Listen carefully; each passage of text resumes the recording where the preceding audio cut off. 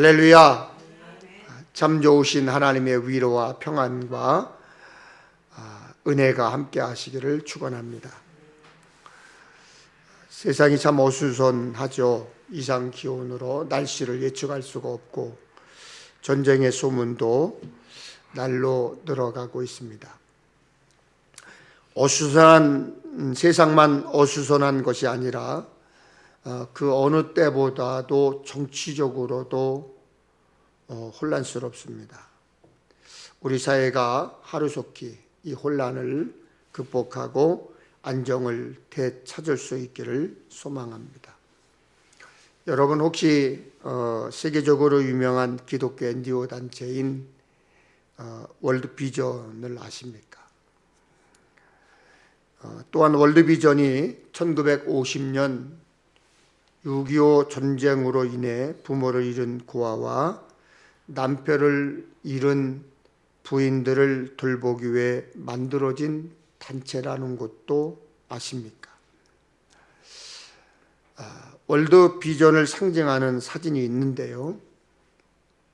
설립자인 밥 피어스 목사님이 부모를 안고 잃고 울고 있는 한 아이를 안고 있는 사진입니다. 사진 속의 아이는 6.25 전쟁 때 부모를 잃은 한국 고아입니다. 월드비전은 매년 사역과 후원을 보고하고 있는데요. 가장 많은 후원을 하는 나라가 미국이고 캐나다와 호주에 이어서 우리나라가 네 번째로 많은 돈을 내는 나라라고 합니다. 유엔 사무총장을 지낸 반기문 씨가 우리나라 외무부 장관으로 있었을 때입니다. 당시 주한 미국 대사였던 알렉산더 버시바우 대사가 이렇게 물었답니다. 당신은 왜 유엔 사무총장을 하려고 합니까? 그때 반기문 씨가 주저하지 않고 이렇게 대답을 했습니다. 은혜를 갚기 위해서. 사람의 마음을 움직이는 것은 감사를 알고 은혜를 갚을 때입니다. 하나님의 마음을 움직이고 하나님을 감동케 하는 일이 하나님의 은혜를 기억하고 감사를 드리는 일입니다. 오늘 본문은 인생에서 가장 감사할 일을 경험한 한 여자의 이야기입니다. 쉽지 않은 일이었기 때문에 목숨을 거는 결단이 필요했고 그래서 더욱 감사할 수밖에 없었던 것입니다. 이스라엘 백성이 가나안 땅에 들어가기에 앞서 먼저 정탐꾼을 보냅니다. 세상 모든 일이 그러하듯이 어떤 일이 어떤 사람에게는 기회가 되기도 하고 어떤 사람에게는 위기가 되기도 합니다. 위기는 반드시 위험이 따르지만 기회가 되기도 합니다. 지금 여리고 성은 비상사태입니다. 이들은 익히 이스라엘 백성에 대하여 들었고 알고 있었습니다. 여호수아 2장 9절 11절인데 여호와께서 이 땅을 너희에게 주신 줄을 내가 아노라. 너희가 애굽에서 나올 때에 여호와께서 너희 앞에서 홍해물을 마르게 하신 일과 시혼과 옥에게 행한 일 곧 그들을 전멸시킨 일을 우리가 들었습니다. 너희의 하나님 여호와는 위로는 하늘에서도 아래로는 땅에서도 하나님이시니라.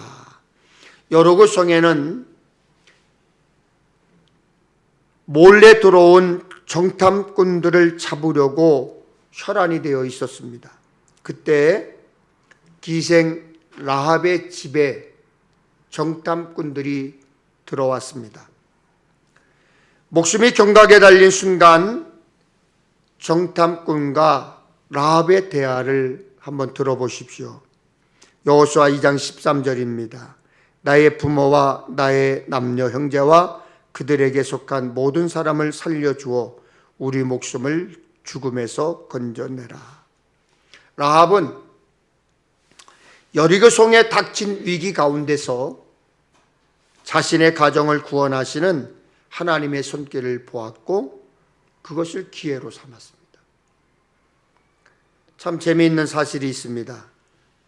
구원의 기회는 누구에게나 모두에게 열렸다는 말을 우리는 수없이 들었지만 그 실질적인 예가 바로 라합의 사건입니다. 모든 민족이 구원을 얻기까지 쉬지 않으시는 하나님은 누구든지 그를 믿으면 멸망하지 않는 영생을 허락하십니다. 라합은 기생이었습니다. 히브리서 11장 31절과 야고보서 2장 25절에서도 라합을 기생이라고 소개하고 있는데 헬라어로 보니까 포르네라고 기록되어 있습니다. 포르네라고 하는 단어는 매춘부라고 하는 것입니다. 다시 말하면 라합은 매춘부라는 거죠. 하나님의 구속사에 여리고성을 함락시키고 약속을 이루시는데 거기에 매춘부를 사용하셨다는 것은 우리의 생각과 상식을 깨는 일입니다. 여러분, 큰 은혜와 큰 감사는 우리의 예측을 벗어나는 곳에서 더욱 강하게 나타납니다. 아무도 생각하지 못한 일을 하나님께서 행하신 것입니다. 기생 라합을 사용하셨다는 것은 어느 누구도 하나님의 구원 사역에서 제외될 사람이 없다는 것을 분명하게 보여주는 것입니다. 중요한 것은 누구이냐가 아니라 하나님의 말씀과 일하심 앞에 어떻게 반응하느냐 하는 것이지요. 고신일 목사님이 쓴 책 준비된 2인자라고 하는 책에 아주 인상적인 예화가 있어서 여러분에게 소개하려고 합니다. 비가 많이 내리는 어느 날 미국 피츠버그의 한 가구점 앞에서 초라한 모습의 어떤 할머니가 한 분이 서성거리고 있었습니다. 이때 그 모습을 본 가게 안의 사장이 할머니를 가게 안으로 모셨습니다. 할머니는 내가 가구를 사려는 것이 아니라 차를 기다리는 중입니다 라고 말했습니다. 그러자 주인은 따뜻한 차를 대접하며 할머니, 물건은 안 사서도 괜찮으니 편히 앉아서 구경하시며 차를 기다리세요 라고 말했습니다. 그리고 할머니가 적어준 차 번호를 가지고 몇 번이나 밖을 오가며 차를 기다렸습니다. 그는 차가 올 때까지 미소를 잃지 않고 할머니에게 친절을 베풀었습니다. 며칠 후에 가구점 주인에게 미국의 대재벌 카네기로부터 편지가 도착했습니다. 비 오는 날 제 어머님께 베푼 당신의 친절에 감사를 드립니다. 우리 회사와 고향 스코틀랜드에 집을 짓는데 필요한 가구를 모두 당신의 손에 맡기겠습니다. 외국 속담에 낡은 코트 자락 밑에 천사의 날개가 감추어져 있다라는 말이 있습니다. 추해 보이는 사람 옷자락 속에 천사의 날개가 숨어져 있다는 것이죠. 비슷한 이야기를 하나 더 소개하려고 합니다. 미국 조지아 애틀란트에 UMC 목회자를 양성하는 에모리 대학교가 있습니다. 우리나라에 미국 대사로 왔던 레인이라고 하는 분이 그 대학교의 총장을 지냈습니다. 그분이 학교에 갈 때면 늘 외로운 한 노인을 이제 만나는데 그분과 함께 대화를 나누고 친구가 되어주고 말벗이 되어주었답니다. 그 주인이 죽을 때 유산으로 1억 달러가 넘는 재산을 기부금으로 내놓았습니다. 그 사람이 코카콜라 회사의 오너였습니다. 어쩌면 지금 여러분에게도 감사할 기회가 날개를 감춘 채 숨어 있을 수 있습니다. 이 기회는 모든 사람에게 주어진 기회입니다. 오늘 라합의 이야기에서 중요한 것은 정탐꾼들이 왜 라합의 집에 들어갔는가 라는 물음이 아니라 그들이 라합의 집에 들어갔을 때 라합이 취한 행동에 주목해야 합니다. 적어도 그 여인이 몸을 파는 직업을 가졌을지 모르지만 하나님을 알고 있었다는 것 때문에, 하나님을 믿고 있었다는 것 때문에 행한 일을 기억해야 합니다. 아주 가끔 보는 일입니다만, 교회를 다니면서 아주 눈살을 찌푸리게 하는 사람들이 있어요. 어떤 행사에 예배가 있는데 그 예배에 참석하지 않고 도망 나와서 술을 먹고 있는 사람들이 있습니다. 큰 소리로 예수 이야기를 하고 교회 이야기를 하면서 술을 마십니다. 물론 술과 구원의 문제는 교회가 좀 다르지만 그들이 예수를 전하면 어떨까요? 평신도 수련회에서 소위 중직이라는 분들이 방에 들어가 문을 잠그고 술을 마십니다. 청소하는 분들은 그 사람들이 예배하러 온 사람들인 것을 다 알아요. 자신이 하는 것을 숨기고 드러낼 수 없다면 구원받은 자의 모습이 아니에요. 우리가 감사하지 못하고 사는 이유는 구원받은 자로서 붉은 줄을 내리고 살지 못하기 때문입니다. 겉모양이 아니라 하나님이 택하신 자의 반응이 무엇인지를 하나님이 보시기를 원하십니다. 정말로 하나님을 믿고 하나님을 아는 사람에게서 나오는 행동이 무엇일까요? 여러분의 그 행동의 결과가 감사를 낳을 수도 있고 심판을 낳을 수도 있다는 것입니다. 그래서 전적인 신뢰가 불편하지만 감사를 낳습니다. 전적인 의지가 때론 버겁지만 기적을 일으킵니다. 전적인 의지란 하나님을 제대로 붙잡는 거예요. 라합은 몸을 파는 여자였지만 하나님에 대하여 알고 있었고 믿음이 있었습니다.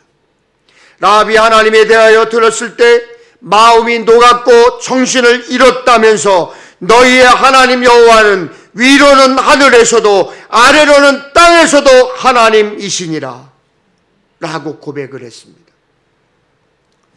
그래서 전적으로 그녀는 자신의 인생과 가족의 삶을 하나님께 맡깁니다. 이것은 모험이 아니라 믿음으로 말미암은 전적인 신뢰와 의탁이었습니다. 감사는 전적인 의탁과 신뢰의 결과로 나타납니다. 이제 그녀의 삶에 중요한 표징이 나타나기 시작을 합니다. 구원의 역사는 위험이 따르기도 합니다. 구원의 역사는 고통과 시련이 따르기도 합니다. 여호수아 2장 18절을 보세요. 정탐꾼들이 이야기합니다. 우리가 이 땅에 들어올 때에 우리를 달아내린 창문에 이 붉은 줄을 매고 내 부모와 형제와 내 아버지의 가족을 다 내 집에 모으라. 주님의 구원의 역사는 자신에게서만 끝나는 것이 아니라 아주 중요한 영향력을 발휘합니다. 진정한 신앙은 구원의 역사를 확산시켜요. 바로 라합에게서 그런 일이 일어났습니다. 비록 비천한 여인이었지만 한 사람의 믿음으로 말미암아 온 가족이 구원을 얻었습니다. 영향을 받은 거죠. 중요한 것은 구원을 이루기 위해 라합이 즉시 행동으로 옮겼다는 것입니다. 본문 21절을 보세요. 라합이 이르되 너희의 말대로 할 것이라 하고 그들을 보내어 가게 하고 붉은 줄을 창문에 매니라. 이 행동은 구원받은 자의 특징입니다. 이 행동이 구원받은 자의 행동이에요. 지금 정탐꾼들이 돌아갔으니 적어도 며칠이 지나야 다시 돌아올 것입니다. 하지만 라합이 작정을 하고 난 후에 그는 머뭇거리지 아니하고 곧바로 붉은 줄을 창에 내렸습니다. 결단을 하면 믿음은 즉각적인 행동으로 옮겨져야 합니다. 이제 상상을 해보세요. 붉은 줄을 내리고 난 후에 라합에게 가장 중요한 일이 무엇이었을까요? 매일 붉은 줄이 잘 매달려 있는지를 확인하는 일이 아니었을까요? 왜냐하면 언제 돌아올지 모르는 이스라엘 백성이 혹시라도 못 보면 어떻게 합니까? 전적인 믿음과 신뢰로 행동에 옮기고 나면 실천되는 것입니다.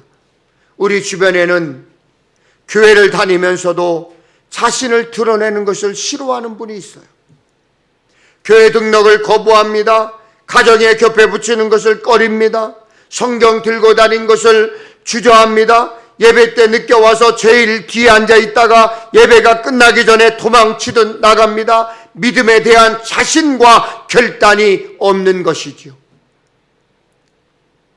참으로 신기한 것은 붉은 줄을 내리면서부터 붉은 줄을 확인하는 삶을 살게 되고, 확인하는 삶이 구원받은 자의 삶의 감격을 기대하게 되는 거죠.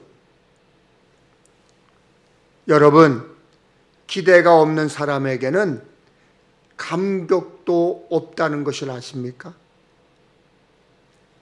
여러분, 기대가 없는 사람에게는 소망도 없다는 것을 아십니까? 기대와 소망이 없으니 기도하지 않습니다. 도전의 결단이 두려운 거예요.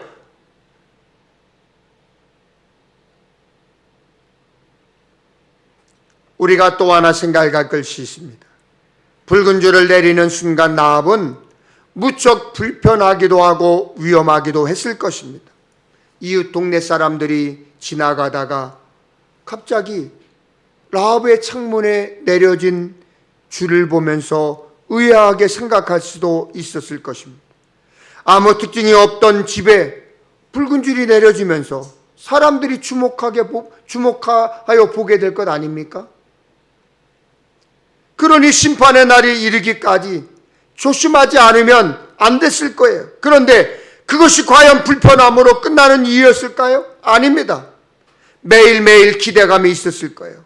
다른 사람에게는 심판의 날이 다가오는지 모르지만 라합에게는 구원의 날이 다가오는 것이었기 때문에 그런 기대감 속에서 붉은 줄이 있는가 없는가 늘 확인하는 기대감이 있었을 거예요.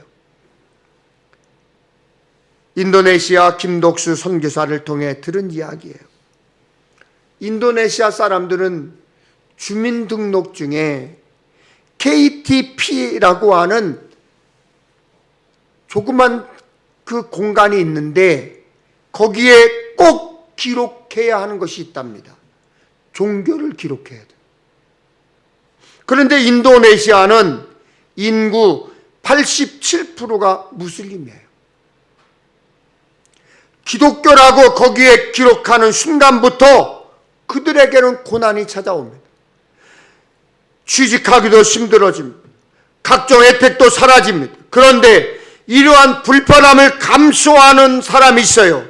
믿음을 지키는 사람이 있는가 하면 견디지 못하고 포기하거나 도망가는 사람들이 있다는 거예요.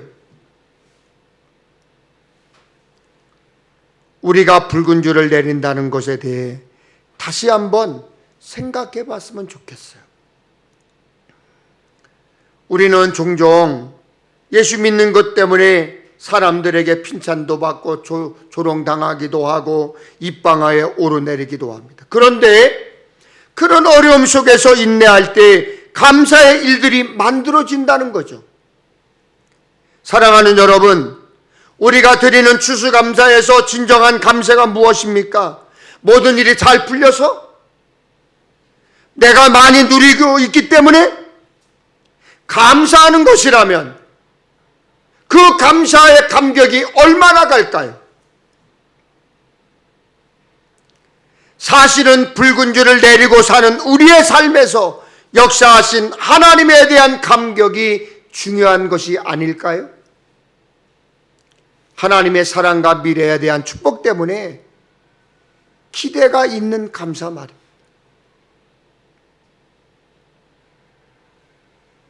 고린도전서 13장에는 사랑에 대하여 많은 정의를 내리고 있지만 4절 7절에 보면 사랑은 오래 참고 그러면서 모든 것을 견디느니라 이렇게 맺고 있습니다. 모든 것을 견디느니라. 그것이 진정한 감사가 아닐까요?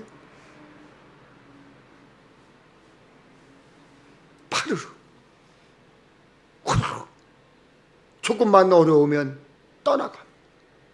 초조하고 떠나가. 조금만 힘들면 초조하고 떠나버립니다. 나는 절대로 주님을 배반하지 않을 것입니다. 주님을 떠나지 않을 것입니다. 장담했던 베드로가 주님의 고난을 보고 너도 그 족속이 아니냐라고 하는 질문을 들었을 때 주님을 3번이나 부인하고 훌쩍 떠나버려요. 편리함이 아닌 불편함이 만들어내는 감사함이 있습니다. 그래서 우리가 깨닫게 되는 것이 있습니다. 불편한 것이 꼭 분행한 것은 아니라는 것. 내가 누리며 편하게 사는 것이 꼭 행복과 축복만은 아니라는 것. 그 사실을 안다는 거예요. 여호수아 2장은 드디어 이스라엘 백성이 가나안 땅 정복을 시작하는 장면이에요. 1절을 보십시오. 눈의 아들 여호수아가 시딤에서 2사람을 정탐꾼으로 보내며 이르되 가서 그 땅과 여리고를 엿보라 하며 그들이 가서 라합이라 하는 기생의 집에 들어가 거기서 유숙하더니 라합은 뭐하는 사람이라고 그랬죠? 몸을 파는 사람이라고 그랬죠. 기생이라고 그랬습니다. 그래서 어쩌면 정탐꾼들이 숨어들기에 가장 쉽고 용이한 장소라고 생각하고 그곳에 들어갔을 것입니다. 특별히 누구의 집을 염두에 두고 정탐꾼이 들어간 것이 아니었기 때문에 예기치 못한 만남이었고 예기치 못한 축복이 들어온 거예요.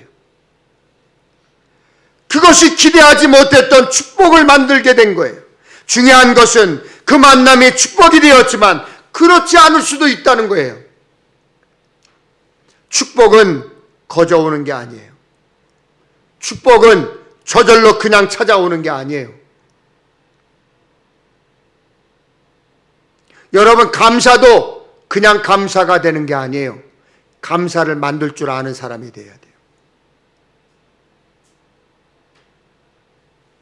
아무리 감사할 조건이 있어도 감사하지 않는 사람은 절대로 감사하지 않아요. 그러나 감사할 조건들이 아니라고 생각하는데도 불구하고 감사를 만들 줄 아는 사람은 감사할 줄 알아요.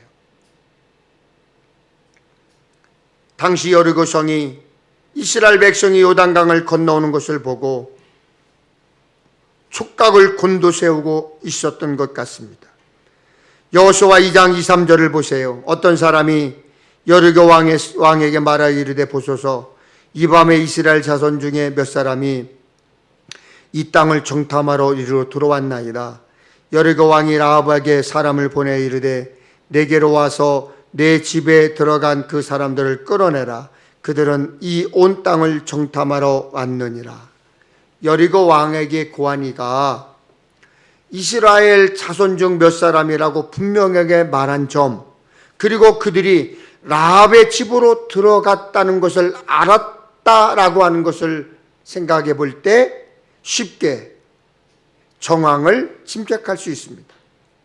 이러한 상황에서 라합이 이스라엘 정탐꾼을 보호한다는 것, 엄청난 결단이에요. 전 그렇게 생각해 봤어요. 라합이 인생을 걸었구나. 자기의 인생을 걸었구나. 여러분, 인생을 건다는 건 모험이에요. 위기예요. 저는 늘 이런 기도를 합니다. 하나님, 저의 삶에서 많은 일을 경험하고 많은 사람들을 만납니다. 오늘 이 자리가 복된 자리가 되게 하시고 오늘 만나는 사람이 내 인생에서 복된 사람이 되게 하옵소서. 나 역시 그에게 복된 사람이 되게 하옵소서. 늘 그렇게 기도해요.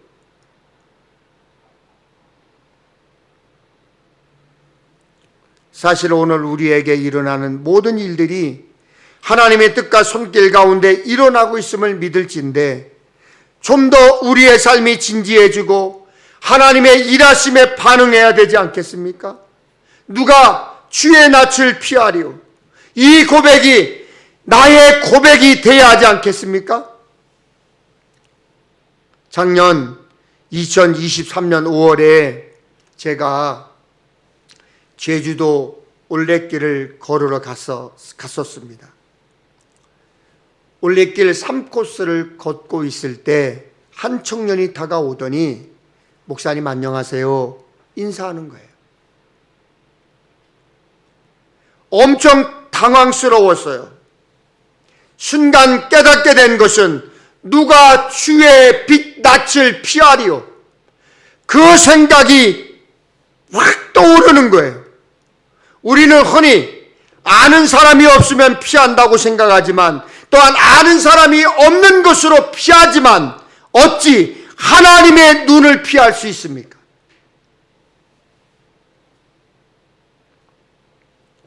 창세기 4장에 나오는 가인의 범죄함을 보십시오. 그가 동생을 죽이고 두려워 숨었으나 하나님이 찾으셨습니다. 여러분이 만나는 모든 만남이 예기치 못한 만남이어도 하나님의 인도하심 가운데 일어나는 일임을 부인할 수 없습니다. 이번에 경기원의 서인석 감독님의 취임식에 저희 부부가 참여했습니다. 많은 사람들이 왔길래 2층 자리로 앉았습니다. 찬양대에 찬양이 있었습니다. 그런데 솔로 부분에 어떤 분이 솔로로 찬양을 하고 있는 거예요. 그런데 그 목소리가 너무나 아름다워서 누가 찬양하는지 고개를 기웃거리고 찾아보는데 누군지를 모르겠어요. 그러나 분명한 것은 누군가 그 노래를 부르고 있다는 거예요. 그때 하나님께서 깨닫게 하신 것이 있습니다. 내 눈에 보이지 않아도 누군가 노래를 부르고 있다. 왜냐하면 그 소리가 들리기 때문이에요. 여러분이 아무리 부인해도, 여러분이 아무리 아니라고 해도 여러분이 만나는 사람들 한 사람 한 사람이 축복과 심판의 갈림길에서 만나는 사람들이라는 사실입니다. 이것이 라합에게만 일어나는 일입니까? 아닙니다. 오늘 우리 모두에게 동일하게 일어나는 일이라는 거예요. 오래전 일이죠. 제 아내에게는 사촌 오빠가 있었습니다. 그분이 예수를 믿지 않았습니다. 어느 날 그분이 혈액암이라는 소식을 들었고 대학 병원에 입원했다는 이야기를 들었습니다. 하루는 마음이 너무나 불편한 거예요. 사실 그분하고 저하고 이게 사촌 처남이니까, 손이 처남이니까 그렇게 뭐 가깝지 않아요. 만나도요, 집안에 행사가 있어도 만나도 그냥 서먹서먹합니다. 1년에 몇 번 만나지를 않으니까. 그런데 어느 날 제 마음속에 너무 그냥 불편한 거예요. 오늘 당장 복음을 전하지 않으면 안 되겠다는 생각이 들었어요. 부랴부랴 아내에게 짐을 싸라고 하고 병원에 찾아가 복음을 전했던 기억이 있어요. 그리고 그분이 바로 그날 밤 돌아가셨어요. 여러분, 지금 만나는 사람에게 최선을 다해 복음을 전해야 합니다. 후회함을 남기지 마십시오. 오늘 만나는 누군가에게 최선의 사람, 그리고 최고의 사람이 되십시오. 복음을 전하는데 최고의 사람은 아니더라도 최선의 사람이 되어야 하지 않겠습니까? 그래야 라합처럼 구원을 뜻밖의 선물로 받을 뿐만 아니라 감사를 만들 줄 아는 사람이 되는 것입니다. 하나님께서 우리를 그런 사람으로 만들어 가십니다. 그러므로 예수님이 우리를 만나 주실 때 최선을 다해야 돼요. 최선을 다해 순종하고 충성해야 돼요. 오늘 여러분에게 일어나는 만남, 예기치 않았던 만남, 축복이 되도록 하는 것, 감사와 축복을 만들어내는 것, 목숨 걸고 붉은 줄을 내리는 결단이 감사를 만들어냈다는 사실을 여러분이 기억하면 좋겠어요. 그냥 스쳐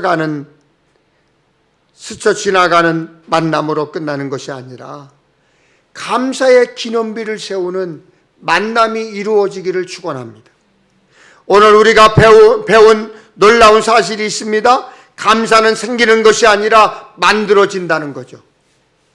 또한 붉은 줄을 내리며 매일매일 기억하고 실천하는 삶을 통해 만들어진다는 것이죠. 지금까지 지나온 여러분들의 날들이 히스토리, 즉 하나님의 이야기가 되어야 하고 여러분에게 주어진 오늘이 프리젠트, 선물임을 알아야 돼요. 선물은 감사함으로 받는 것입니다. 누군가 주는 이가 있어서 받는 거예요. 그 감사가 여러분의 선물이 되기를 주님의 이름으로 축원합니다. 우리 찬양하겠습니다.